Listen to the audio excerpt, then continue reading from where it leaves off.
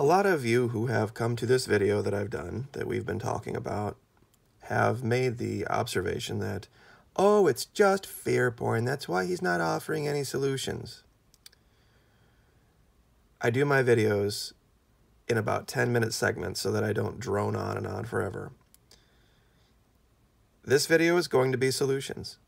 Now, I will warn you that I don't worship at the altar of the prepper cultish folks that have all of their decisions all pre-made based on the YouTube channels that are already out here.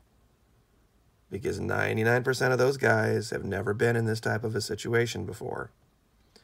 I served in Central America, South America, where people live this every day of their lives. Those paramilitaries down there, they live on the run. They live with the authorities hunting them every day. One of the things that I have tried to get across to the folks who have decided to hole up out in the middle of nowhere with their unsupported fire bases that they've turned into grocery stores is that you have to be mobile, and you cannot have large caches like that all in one spot. It's a giant lottery ticket for these groups ready to be scratched. What you need to do is it's not that you don't need to stop prepping. What you need to do is you need to put your caches in smaller groups strategically around your area or along an escape route, so that when things get hot and you do have to abandon the farm or the house or wherever it is, that you can be mobile in a functional way. And if you would happen to have one of your little caches stumbled upon, no one will you won't lose enough that it'll be a big deal. And the way that I'm going to show you to do it will make it almost impossible for anyone to accidentally stumble on it. Now, real quick, the mobility factor. Now, I don't have anything to do with this particular car dealership at the bottom. It's a stock photo of the type of vehicle I would recommend having. Diesel being the most important thing. Number 2, a truck. Number 3, 4-wheel drive. Number 4, actually I would put that around 4-wheel drive. Number 2, diesel being number 1. Number 3, it being a truck. And number 4, it being a manual.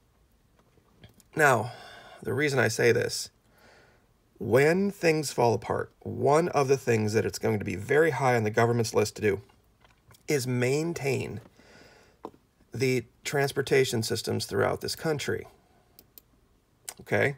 It's going to be something that they are going to be very focused on. So if there's any fuel to be had, it will be diesel, so that the trucks and the trains can move. Now, of course, this probably won't happen right away, but when it becomes available, diesel will be the primary source of transporting stuff across. The idea that you could have cars will run out. They have 10-gallon tanks. They have, 15-gallon tanks, 20-gallon tanks. These big trucks have 100-gallon tanks, or twin 55s or twin 75s. Let me see if I can find the right picture here. Hold on. All right, there we go. You might be able to haggle with some of these trucker guys and buy some of this off of them. Since most of them pay for it with fleet cards anyway, it would just be money in their pocket. And these companies don't track things that closely. So if you were going to have a vehicle, have it be able to run on diesel. Also can run on corn oil with certain modifications. All that stuff's already on the internet. I'm not going to get into it. But having a truck for the storage, having the 4-wheel drive for being off-road, having it be diesel, just because of the availability and the durability and the efficiency. Now, the reason I brought up these two pictures real quick, I'm sure there's folks out there, but with the EMP, there's not going to be any functioning vehicles. This copper sheathing is easy to get. It's easy to make. You can line the hood of a vehicle with it. You could wrap it around the computer under the hood of the vehicle. And if you really wanted to go whole hog, you could make an entire vehicle cover for this, with, cloth on one side, lay the copper stuff through the middle, and, another layer of cloth, and then you have basically a Faraday cage. EMPs don't play well with water, though. So if there happens to be a giant thunderstorm or a low pressure front over where you are, I don't care how powerful that EMP is, it's not pushing through that amount of moisture. And if you have electronics that you've had the foresight to seal up and put under 3 to 5 or 8 feet of water, I don't care how many EMPs go off, they're perfectly fine. EMPs don't go through water. So that's why I would say that. Now, moving on. When you store your caches, store them vertically. Don't store them horizontally. Don't put them in square things and bury them. Bury them like fence posts. It will be almost impossible for them to be discovered, especially if you use this kind of PVC. It's going to look like just part of the plumbing system or part of a sprinkler system. And if you just put even a few inches of dirt over the top cap after having sealed it, the likelihood of that little 6-inch footprint at the top, use a post hole digger, being seen as some kind of a cache, never happen. Of course, you don't want your PVC to have holes like this one does here. You just get a straight piece of PVC, and the types of things that you would put in it would be as follows. Well, we'll get to that in a minute. Burn all of this stuff or give it to the homeless shelter. All this mountain house crap, it's horrible for you. It is not survival food. It's long-term terrible for you, full of starch, full of salt, and so many strategical things wrong with this stuff. It's the trash involved with it. It's meant to smell very good, and people that are hungry smell stuff for a very, very long way cooking, and it's not a good idea. Substitute something like this. Now, Dr. Barry Sears wrote a book some years ago called The Zone. It talks about he was a coach for athletes. Maintaining hormonal balance with nutrition balance is very important. These bars are designed to do that. This particular flavor, the cookie dough ones, don't melt with heat. They don't become this glop inside of the packaging like other bars do. So that's why I would recommend this particular one. Take them out of the box, slide them right down, and I would recommend about a 6-inch piece of PVC, probably about 3 to 4 feet long. Get to that in a minute. Jungle boots. Jungle boots, jungle boots, jungle boots. Use these down in Central and South America. And just let me say, as a caveat real quick, what I'm going to be showing you to prep for will be hot weather areas, because I live in Florida. You know, I'm sure the folks up north have their own stuff. Go look at them. But the idea is to not have all of your stuff in one place. And how to cache it is key, and be mobile is key. A machete. You can get them cheap, you can get them expensive, but they're long, they're skinny. They could fit down in your vertical PVC cache very easily. And honest to God, if you're getting in a fight with somebody, especially if it's at night or in an environment where there isn't good visibility, and if you're going to try to win an up-close fight and you've got a gun, you better win it with the first shot. Because if one of these guys if somebody has one of these and they catch that serrated end, you catch it across the face, across the thigh, across your Achilles tendon, your wrist, it's over for you. And okay, let's say you hit him with one bullet wound. You know, I've seen guys treat bullet wounds with tampons.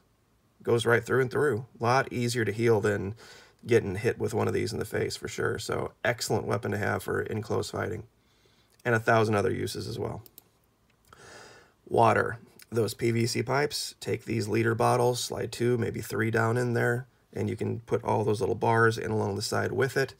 So you have food, you have water, all nice and neatly stored. This is the best water out there. It's very healthy for you. You will help maintain the pH level in your body. Also, wrap these up in plastic and put down there as well. I know it seems like kind of a dumb thing, but if you're in this type of environment, a situation where you're going to have pain, this also has caffeine. It will help you stay awake. You may have to be awake for a large amount of time. Having coffee probably won't be a reality. And so to have all this wrapped up, the Tylenol, the aspirin, and the caffeine all in one, and I know here come the anti-Tylenol folks, but it's a survival situation, and you just got to do what you got to do. So, sunglasses. It doesn't have to be expensive. Wrap them up, put them down in there. If you've lost your pair, to have a second pair, especially in a sunny, hot environment, can definitely make your day a lot better. Socks. Don't get the cheap ones. Get the dry wick, or even the toe ones are great because they keep the toes from rubbing against each other. Blisters and foot health are huge. especially in a shit hits the fan environment where you're hot all the time, you're sweaty all the time, you might be walking a lot. Make sure you have twice as many of these as you think. And you can take these things and you can, roll them up real tight, put them down in your PVC cache, and all sorts of extra uses besides socks as well. This is just an idea of the duo dry material, that kind of moisture wicking material. Most folks in the South know what I'm talking about. You can wrap this stuff up real tight. It can get soaking wet. You can literally jump in the lake with it and get out, take it off, wring it out, and it's just mildly damp, and it just keeps you cool. Excellent choice. Much better than your standard cotton stuff, and stores very, very tight. You can wrap this stuff up and put a lot of it in a very small space.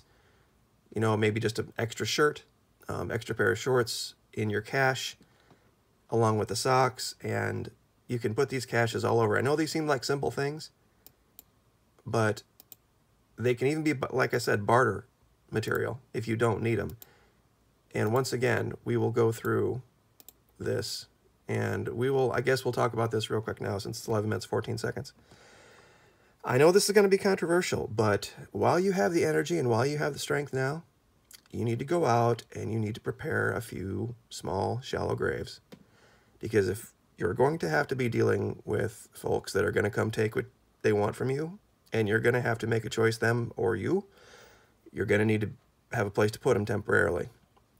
Now, how you do this, though, to make your life easy and quick, is you go out now, you dig the hole.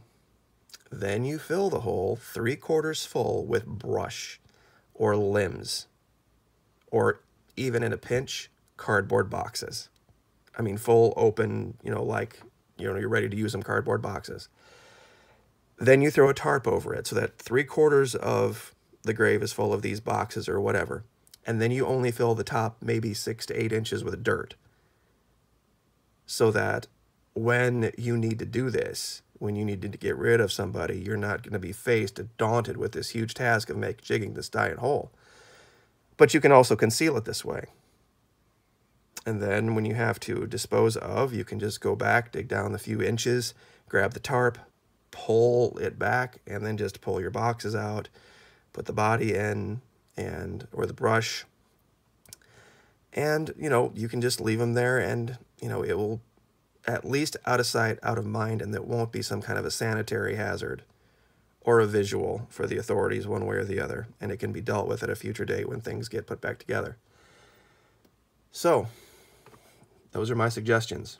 Now, this is not by any stretch a comprehensive list of everything that you should do, but it's a good first step toward getting away from this idea of sitting on these giant amounts of ammunition and food and medical supplies and all this stuff out in the middle of nowhere.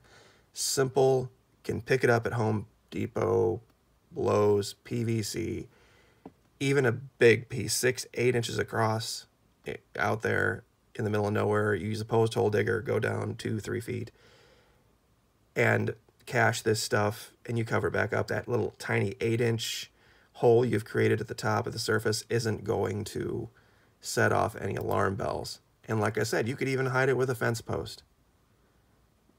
And no one's going to, especially in abandoned job sites, old housing, abandoned houses, where it's just going to look like part of the drainage system. No one's going to think twice about it. So, diesel, if you have it available to you, for a simple fact, trucks are going to be very, very high on the priority list of the government to keep moving. EMPs do not go well through water and will not make it through a thunderstorm. This copper stuff, Faraday cage, look it up, can protect yourself from EMPs. And if you have a choice of a vehicle, diesel, 4-wheel drive, pickup truck, manual. So we'll leave it there. Like, share, subscribe, and we'll see you next time. Thank you.